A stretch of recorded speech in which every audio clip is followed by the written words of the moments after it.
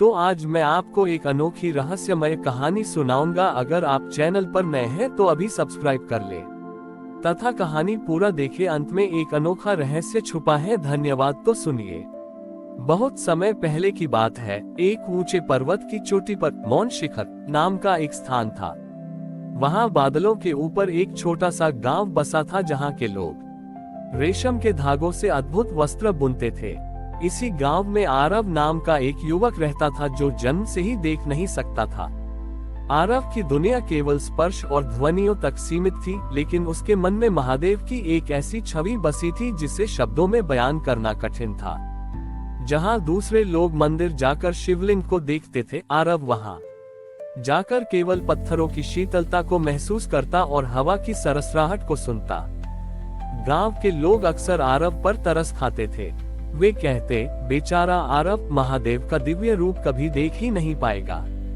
आरव बस मुस्कुरा देता और कहता, शिव देखने की वस्तु नहीं, महसूस करने की सत्ता है। एक बार गांव में एक बड़ा उत्सव मनाया जा रहा था। राजा ने घोषणा की कि जो भी भक्त महादेव के लिए सबसे सुंदर दृष्टिगत ऐसी वस्तु जो देखने में बेजोड़ हो लाएगा, उसे सम्मानित किया जाएगा। लोग सोने के मुकुट, कीमती रत्न और रेशमी वस्त्र लेकर आए। आरव के पास कुछ नहीं था। वो पर्वत के एक एकांत कोने में गया और वहां लगे एक सूखे ठूंठ पेड़ का अवशेष के पास बैठ गया। उसने अपनी उंगलियों से उस खुरदरे पेड़ को सहलाया और सोचने लगा कि महादेव को क्या अर्पित करे। तभी उसने अपनी झोली से एक साधारण सा रेशमी धागा निकाला और उस सूखे पेड़ के चारों ओर लपेटने लगा। वह हर फेरे के साथ एक मंत्र गुनगुनाता, जिसकी गूंज पहाड़ियों में टकराती। जैसे जैसे आरव धागा लपेटता गया, वह धागा उसकी भक्ति के ताप से चमकने लगा। उसने पूरे पेड़ को एक ऐसे जाल में बुन दिया जो किसी को दिखाई नहीं दे रहा था, पर हवा के चलने पर उसमें से संगीत की लहरें उठ रही थीं।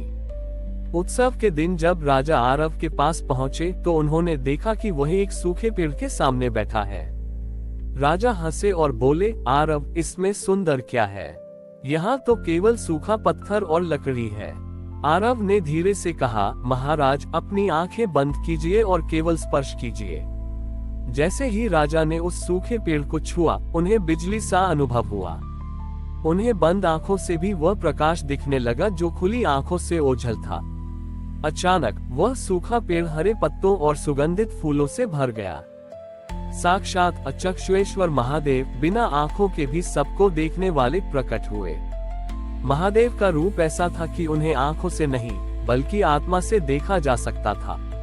महादेव बोले, ग्रेटर देन आरव संसार रूप का भक्त है, पर मैं भाव का अधीन हूँ। जो आंखें बाहर का दृश्य देखती हैं, वे अक्सर सत्य को भूल जाती हैं।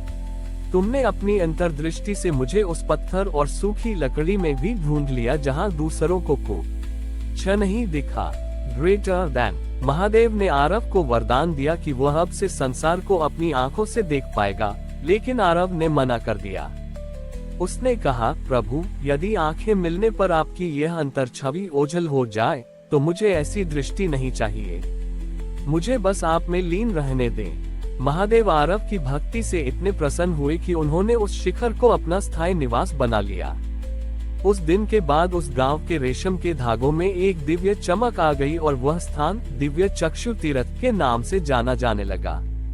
ये कहानी हमें सिखाती है कि भक्ति के लिए बाहरी आंखों की नहीं बल्कि हृदय की उस दृष्टि की आवश्यकता है जो अदृश्य को भी देख सके।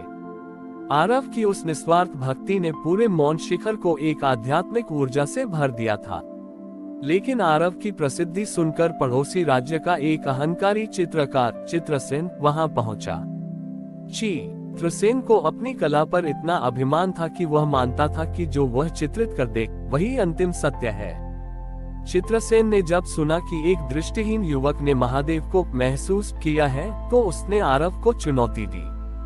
उसने कहा, आरव, यदि महादेव वास्तव में यहाँ है तो मैं उनका सबसे सटीक चित्र बनाऊंगा, और यदि मेरा चित्र पूरा हो गया तो तुम्हें स्वीकार करना होगा कि तुम्हारी अंतर्दृष्टि केवल एक भ्रम है।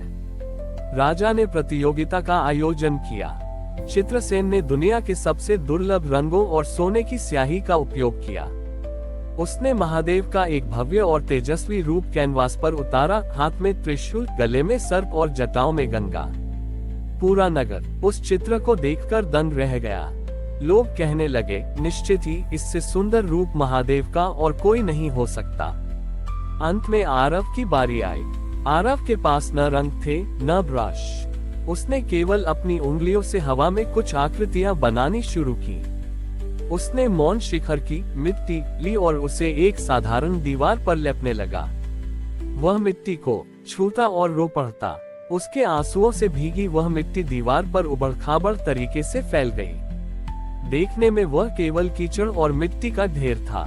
चित्रसेन हंसा और बोला, यह क्या है? क्या ये तुम्हारे महादेव हैं?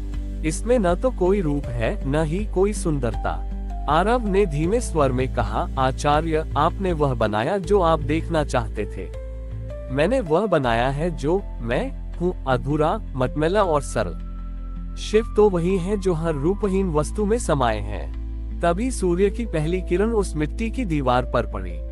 जैसे ही प्रकाश की किरण मिट्टी से टकराए, मिट्टी के उस उबड़ खाबड़ ढेर से प्रति ध्वनि निकलने लगी। जो कोई भी उस दीवार के पास जाता, उसे अपना ही चेहरा महादेव के रूप में दिखने लगता। जिसने जैसा भाव रखा, उसे वैसी ही छवि दिखी।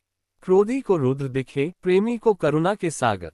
अचानक चित्रसेन का बनाया वह भव्य चित्र धुंधला पड़ने लगा और वह एक साधारण कागज बन गया। साक्षात अनादि महादेव उस मिट्टी की दीवार से बाहर आए। उनका कोई निश्चित आकार नहीं था, वे जल की तरह प्रवाहित हो रहे थे। महादेव ने चित्रसेन की ओर देखकर कहा, ग्रेटर देन चित्रसेन, कलाकार वही है जो स्वयं को मिटाकर सृजन करे। तुमने अपनी कला को मुझसे बड़ा मान लिया। आरव ने अपनी कमी, दृष्टिहीनता को ही मेरा सिंहासन बना दिया। जो निराकार को देख लेता है, वही वास्तविक दृष्टा है। ग्रेटर देन चित्रसेन का अहंकार उसी क्षण ढह गया। उसने अपनी आंखों पर पट्टी बांध ली और आरव के चरणों में गिर पड़ा। उसने कहा, प्रभु, मुझे वह दृष्टि नहीं चाहिए जो केवल बाहर की सजावट देखती हो। मुझे वह अंधकार दे दो जिसमें केवल आप दिखते हो। अद्भुत बात यह हुई कि उस मिट्टी की दीवार पर आज भी कोई रंग नहीं चढ़ता। लोग वहां जाकर केवल उस दीवार को स्पर्श करते हैं और अपने भीतर की उलझनों का हल पा लेते हैं। आरव अब गांव का गुरु बन गया था। उसने सबको सिखाया कि ईश्वर को सजाने की कोशिश मत करो, बस खुद को इस लायक बनाओ कि वे तुम में सज सकें। उस शिखर का नाम अब अनुभूति शिखर पड़ गया, जहां लोग अपनी आंखों का अभिमान छोड़कर मन की शांति खोजने आते हैं। हमारी और भी आध्यात्मिक एवं अनोखी कहानियां देखने के लिए हमारे चैनल पर जाएं तथा धार्मिक एवं पौराणिक अनोखी कहानियां हमारे चैनल पर है। कृपया जाके देखें तथा हमारे चैनल को सब्सक्राइब करके रखें और वीडियो लाइक जरूर करें। धन्यवाद।